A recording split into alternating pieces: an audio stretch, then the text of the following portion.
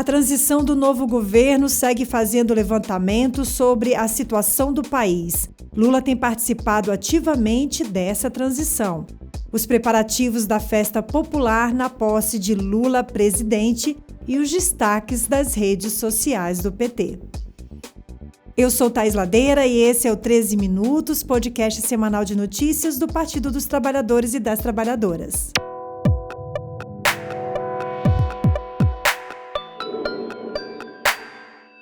Hoje é sexta-feira, 2 de dezembro de 2022. Eu converso com você do estúdio de podcast da Rede Povo de Comunicação. Hoje eu estou vestida com uma blusa preta de listras brancas, meus cabelos são castanhos e também grisalhos.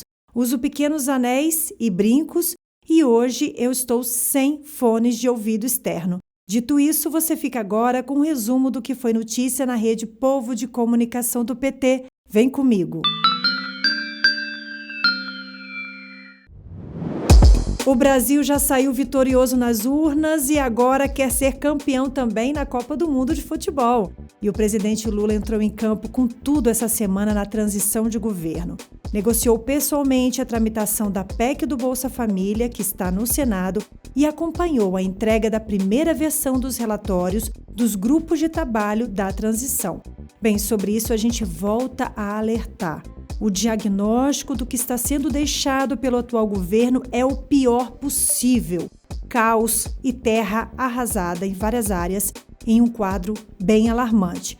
Mas calma, o dia 1º de janeiro de 2023 está logo ali, então respira fundo, porque falta pouco.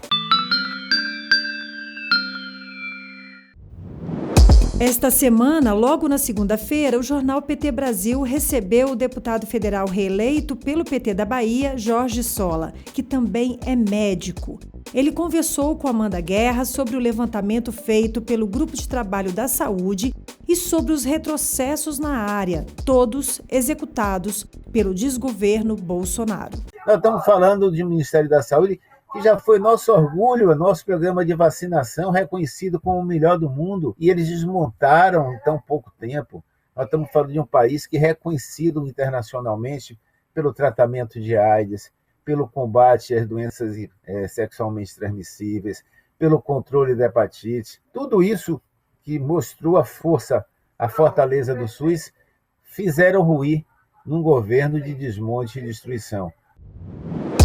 Na terça-feira, Elisângela Araújo, que é secretária agrária nacional do PT, deu entrevista para o jornal PT Brasil para contar sobre os trabalhos do GT de Desenvolvimento Agrário. Ela destacou a importância da agricultura familiar para a produção de alimentos em um país que passa fome. Nós tínhamos um Ministério, do Desenvolvimento Agrário, que era responsável pela produção das políticas, pela elaboração, pela execução de muitas políticas, diretamente lá na ponta com os agricultores, mas também através dos estados e municípios. E a gente, desde do golpe, que não temos mais esse ministério, e é um setor que faz uma resistência, continua produzindo alimento saudável. As estatísticas já demonstram que a agricultura familiar, com tudo que tem, com todos os impactos de uma política negacionista do setor, da importância do setor, mas continua produzindo aí em torno de 70% dos alimentos consumidos pela população brasileira.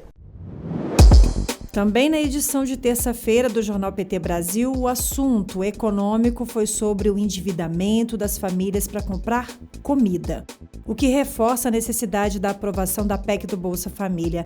Quem falou sobre o tema foi Fernando Brasil, editor do portal do PT. Segundo o estudo do Instituto de Pesquisas Plano CDE, feito com famílias de todas as classes sociais, cerca de 45% a 50% dos integrantes das classes C e D confessaram que tomar um empréstimo significa dinheiro para comprar comida e pagar as contas básicas do mês. Esse percentual já cai para 30% quando são analisados as classes A e B. Mas não é só esse dado que preocupa. Metade dos integrantes das classes D e E que participaram da pesquisa tiveram de reduzir as suas compras com comida para pagar alguma dívida.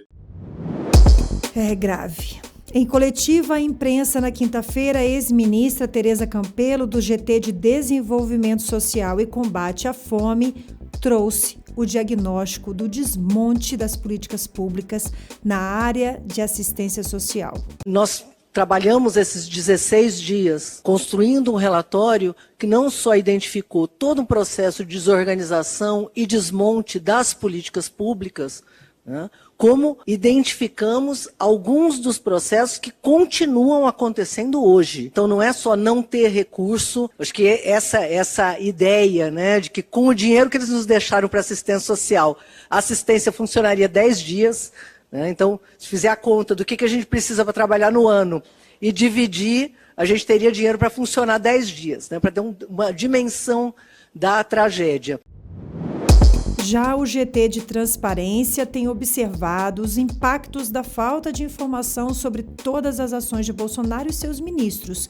Quem falou sobre esse assunto na quinta-feira foi o deputado Alencar Santana, do PT de São Paulo, e que integra este grupo de trabalho. Vamos ouvir. É um governo que se escondeu, não respondeu a inúmeros questionamentos ao longo desses 4 anos, sonegou informação e decretou sigilo em várias questões, né, que não tinham qualquer justificativa. E aí, um momento como esse tem essa dificuldade de ter dados melhores tabulados para que possa ter uma informação mais precisa, né, de cada área, possa ter um diagnóstico adequado, correto, preciso, para poder propor as políticas públicas necessárias. Esse governo jogou contra a transparência, o governo jogou contra a sociedade brasileira e, de fato, destruiu pilares básicos de qualquer administração pública. Lembrando que todos esses conteúdos estão disponíveis na íntegra no canal da TV PT, no YouTube, no site da Rádio PT e nas redes do partido. Então, você deve ter acompanhado a triste notícia de sexta-feira passada, dia 25, sobre um adolescente branco de 16 anos que planejou e executou um ataque a tiros em 2 escolas em Aracruz, no Espírito Santo. 4 pessoas morreram e 11 ficaram feridas, muitas ainda hospitalizadas. É sabido que a circulação de armas de fogo no Brasil aumentou muito e que tragédias como esta podem voltar a acontecer se nada for feito. O boletim da Rádio PT traz as informações sobre como o novo governo Lula pretende lidar com essa situação alarmante. Vamos ouvir a repórter Thaísa Vitória. O presidente eleito Luiz Inácio Lula da Silva afirmou durante a campanha eleitoral que em seu governo será estabelecido um novo padrão de controle de armas. Lula ressaltou que os decretos de Bolsonaro que facilitaram o acesso a armas de fogo no Brasil abrem espaço para o narcotráfico se preparar e se modernizar, prejudicando assim a população brasileira. Os decretos do Bolsonaro liberou armas para todo mundo. E quem está adquirindo armas não são as pessoas honestas desse país, não são as pessoas de família nesse país, não são os trabalhadores desse país. Quem está tendo acesso à arma, que antes era obrigado a invadir um arsenal da Marinha, do Exército, da Aeronáutica ou da Polícia Militar do Estado, hoje não. Hoje o narcotráfico e o crime organizado vão livremente comprar armas, pode comprar quantos fuzis quiser para que o narcotráfico tenha acesso, sem precisar roubar a arma da Marinha, do Exército, da Aeronáutica ou da Polícia Militar do Rio de Janeiro ou de São Paulo, comprando legalmente as armas deles, sabe? E fazendo com que aumente o número de tiros de violência nesse país.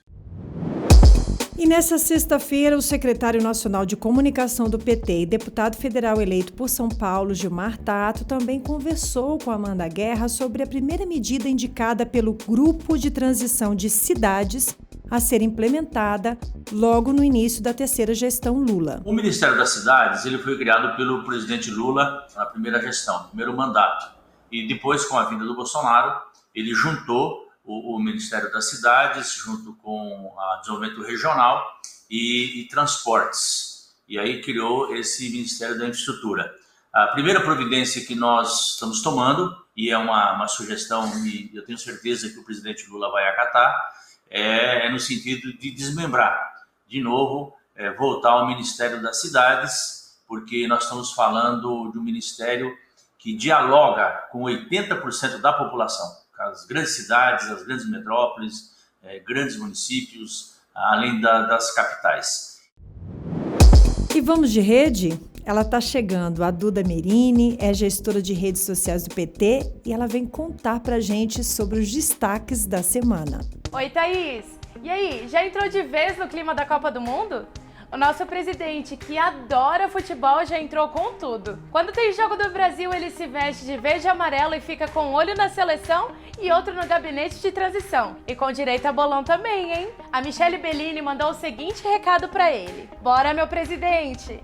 É essa alegria que queremos de volta para o nosso povo. Aquele cheirinho de churrasco pelo Brasil todo. É isso, Michele. Picanha, cerveja e Lula. E por falar em transição, o Mercadante emocionou todo mundo essa semana na coletiva do GT de Saúde. Eu fiquei viúvo de minha primeira esposa morreu de câncer. Eu acordava às 5 horas da manhã para pegar uma guia. Todo dia no SUS. Esse tempo passou. O Estado brasileiro tem que prover o tratamento. Tem que ter responsabilidade pública. É isso que nós estamos falando aqui. Com essas pessoas que estão na fila do câncer que não conseguem pegar o remédio na farmácia popular. Que país que a gente quer construir? Nós não vamos aceitar essa situação. E tomaremos todas as medidas necessárias para reverter esse quadro da saúde pública. A Silene Franco até comentou. Tem que pôr a boca no trombone mesmo. É muito descaso com o povo brasileiro. Nós não merecemos sofrer mais. Disse tudo, Mercadante. Ainda bem que o 1º de janeiro está chegando, hein? Quem aí tá ansioso? Bom final de semana, companheirada!